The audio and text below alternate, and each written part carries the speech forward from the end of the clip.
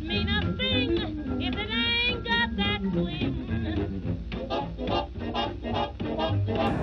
Hi, this is Johnny down in Tucson, Arizona, and this is part of our off-season tips that we can work on at home that will really help us this coming spring. Our last session we talked about the chipping setup, and today I'm going to talk about the two biggest errors we make in chipping and some drills to help correct those.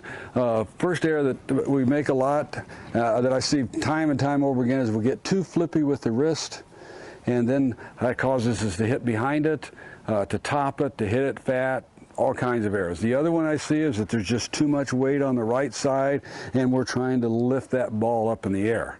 If we do our setup correctly and make sure that we're leaning left, that takes care of a lot of that. But a nice drill that I like you to work on is that you get all into your setup, just take your right foot and stick right back, and that you'll really see that now we have all our weight on our left side, and you can just practice your swing and see how that weight stays to that left side.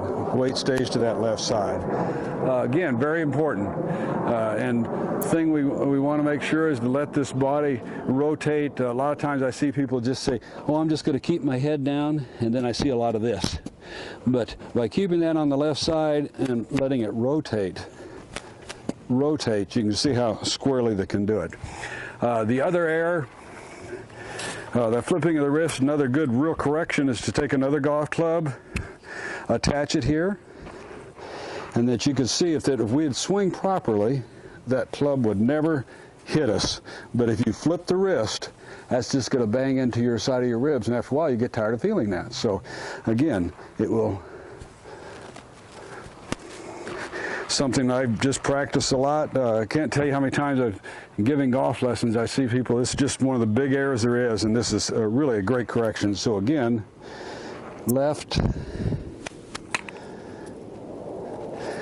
Again, things that you can practice this off season, it's really going to make a difference this next spring.